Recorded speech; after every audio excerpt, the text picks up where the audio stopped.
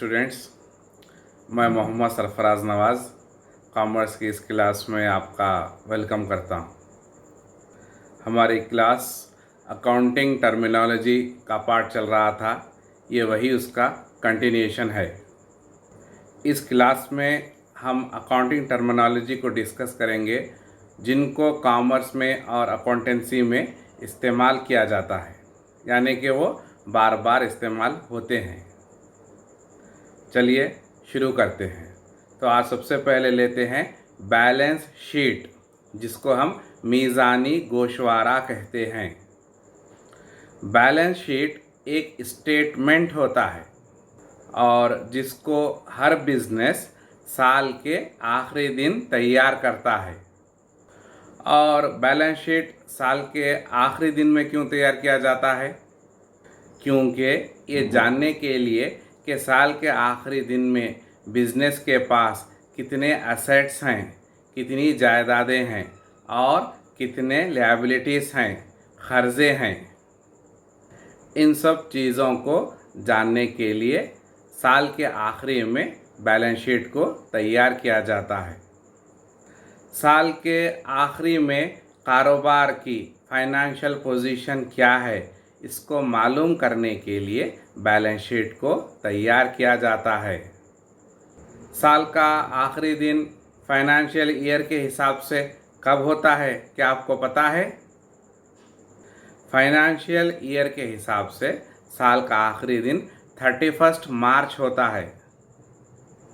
तो उस दिन पर बैलेंस शीट को तैयार किया जाता है, प्रिपेयर किया जाता है।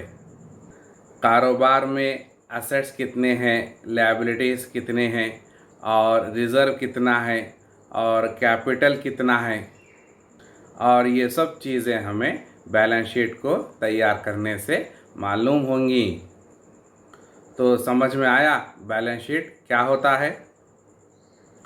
तो चलिए अब बात करते हैं सरमाए की। सरमाए का मतलब कैपिटल। बिज़नेस शुरू करने के लिए क्या चाहिए होता है? बिज़नेस शुरू करने के लिए पैसा चाहिए होता है, और जो बिज़नेस का ओनर होता है वो पैसा लाता है, तो उसको हम कैपिटल सरमाया कहते हैं। अगर कोई एक अकेला आदमी कारोबार शुरू करता है और पैसा अकेले लेकर आता है, तो उसको हम क्या कहेंगे? प्रोप्राइटर कहेंगे। तो ये कौन होता है? ये मालिक होगा, ओनर होगा उस कारोबार का। और अगर 2-3 लोग मिलकर कारोबार करते हैं और पैसा लाते हैं और बिज़नेस में पैसा लगाते हैं, तो वो आपस में पार्टनर कहलाएंगे। तो वो पार्टनरशिप में बहुत सारा पैसा लाएंगे, तो उसको भी हम कैपिटल कह सकते हैं। यानी एक अकेला आदमी अगर पैसा लाएगा कारोबार में, तो उसको भी हम कैपिटल कहेंगे। अगर 2-3 पार्टनर्स मिलकर पैसा लगाते हैं कारोबार में, तो उसको भी हम कैपिटल कह सकते हैं। और अगर एक कंपनी है तो कैसा? तो कंपनी में पैसा कौन लाता है? वो लोग जो कंपनी के शेयर्स खरीदते हैं, वो कंपनी में पैसा लगाते हैं और वो ओनर्स बन जाते हैं, तो उसको भी हम कैपिटल कहेंगे। समझ में आया कैपिटल क्या होता है? प्रोप्राइटरशिप में एक अकेला आदमी ओनर है। पार्टनरशिप में बहुत सारे ओनर्स हैं, यानी कि पार्टनर्स ओनर्स हैं।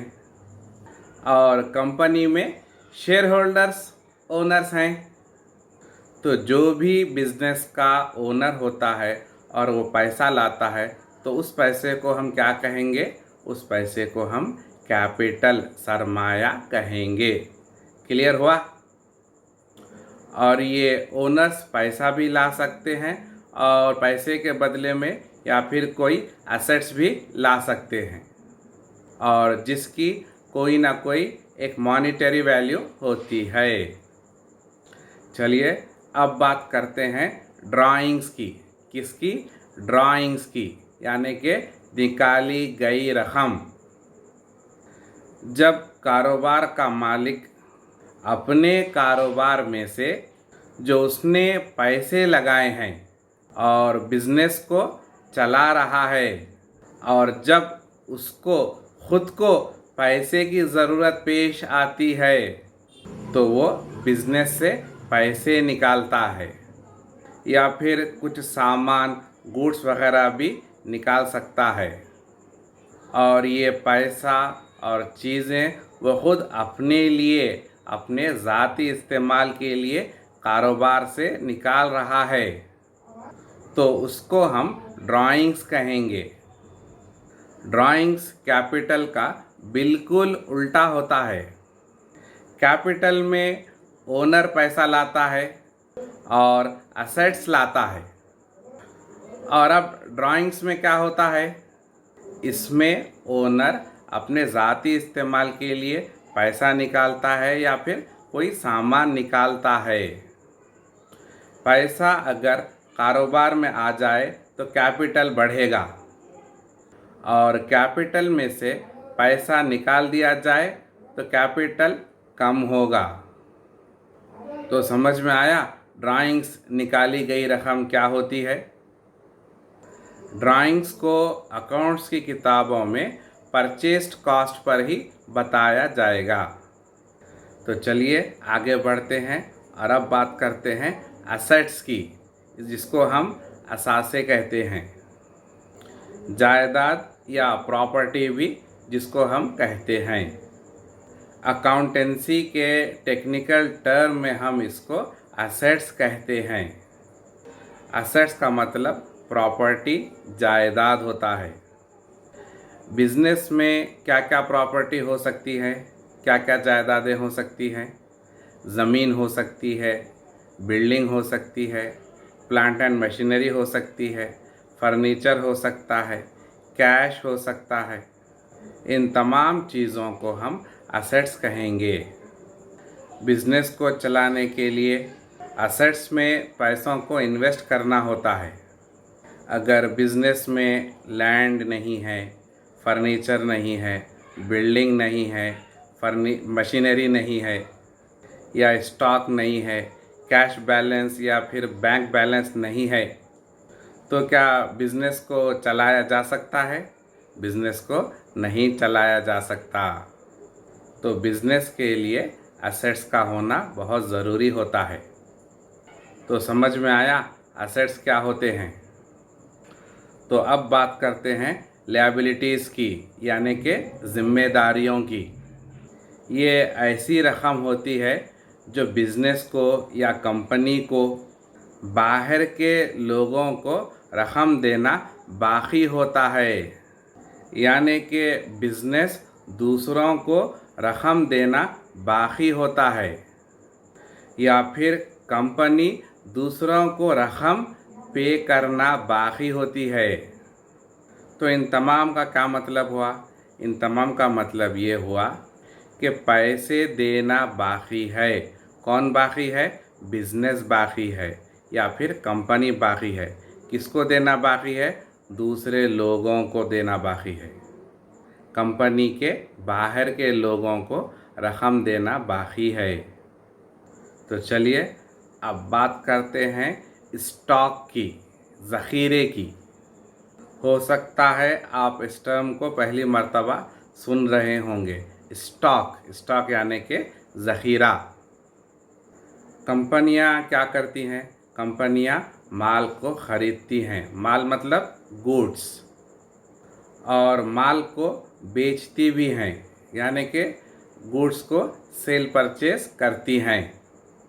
और ये काम तमाम साल भर चलता रहेगा कि रॉ मटेरियल्स को ख़रीदना, फिर प्रोडक्ट्स को बनाना और फिर उनको बेचना।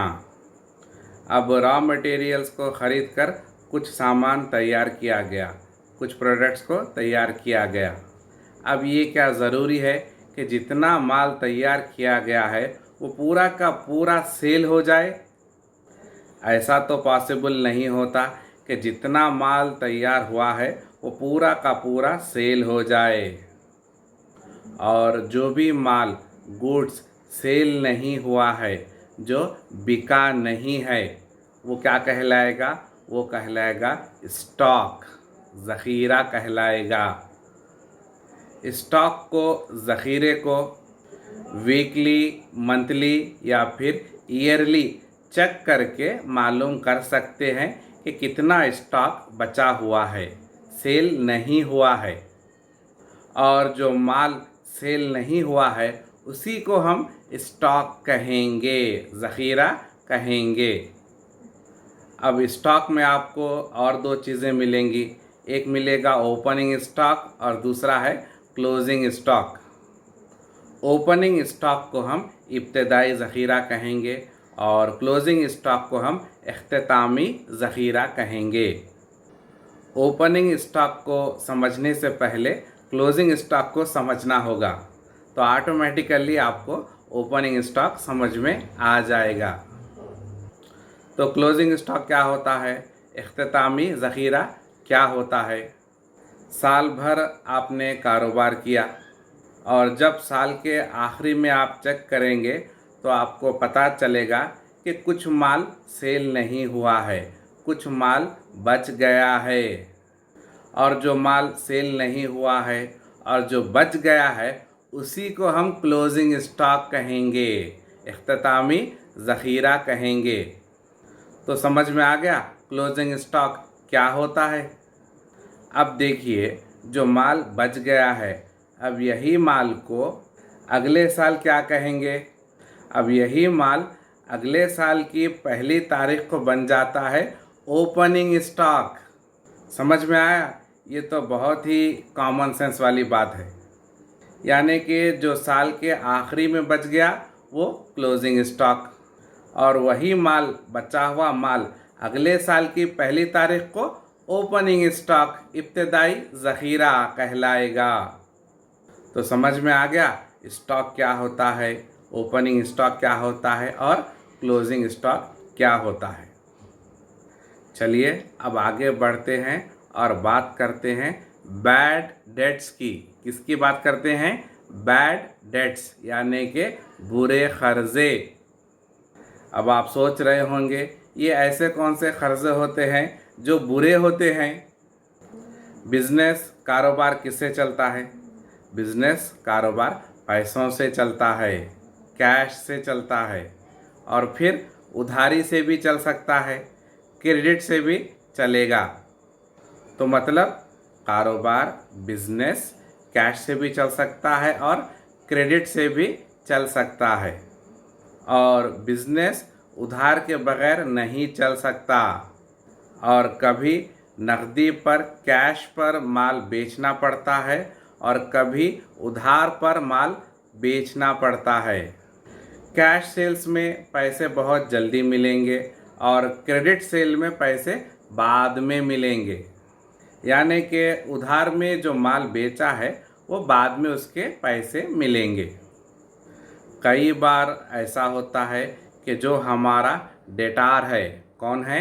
डेटार, जिसको हम देनदार कहते हैं, उसने माल उधार ख़रीदा है, उसने माल क्रेडिट पर ख़रीदा है, और कई बार वो पैसे नहीं देता या किसी भी वजह से वो पैसे कभी कभी नहीं दे सकता है। तो वो बिज़नेस के लिए नुकसान हुआ, लॉस हुआ, और बिज़नेस का पैसा डूब गया। और ये जो पैसे डूब गए हैं, अकाउंटेंसी के टर्म में इसको क्या कहेंगे? बैड डेट्स कहेंगे। बैड डेट्स, बुरे कर्ज़े कहेंगे।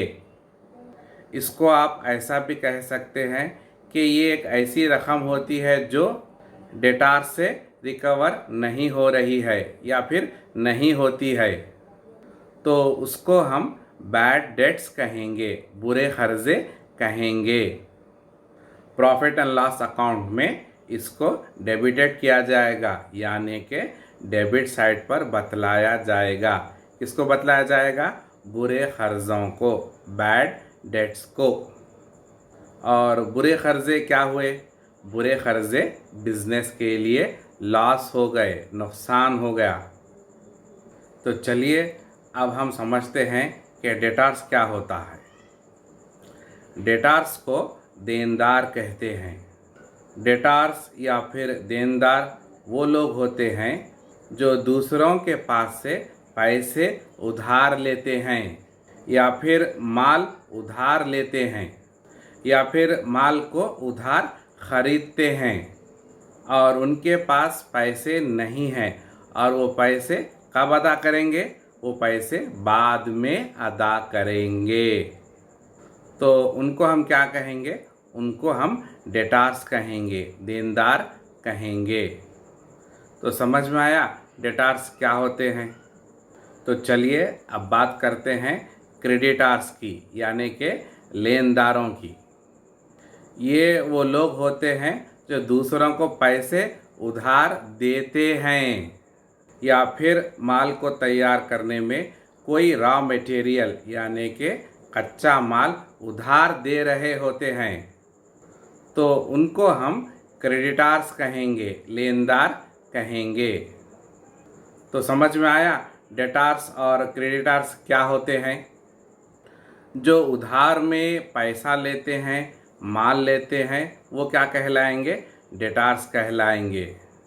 और जो पैसे उधार देते हैं या माल सामान गुड्स उधार देते हैं, उनको हम क्या कहेंगे? क्रेडिटर्स कहेंगे, लेनदार कहेंगे। अब समझ में आया डेटर्स और क्रेडिटर्स क्या होते हैं? अक्सर स्टूडेंट्स इस बात में कंफ्यूज रहते हैं कि डेटर्स क्या होते हैं और क्रेडिटर्स क्या होते हैं। समझ में आया कि नहीं समझ में आया? डेटर्स और क्रेडिटर्स, इसको समझना बहुत ज़रूरी है। चलिए इसको और एक अच्छी मिसाल से समझने की कोशिश करते हैं।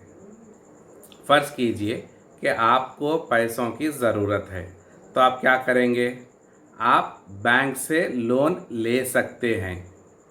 ठीक है, आप क्या करेंगे? आप बैंक से लोन लेंगे।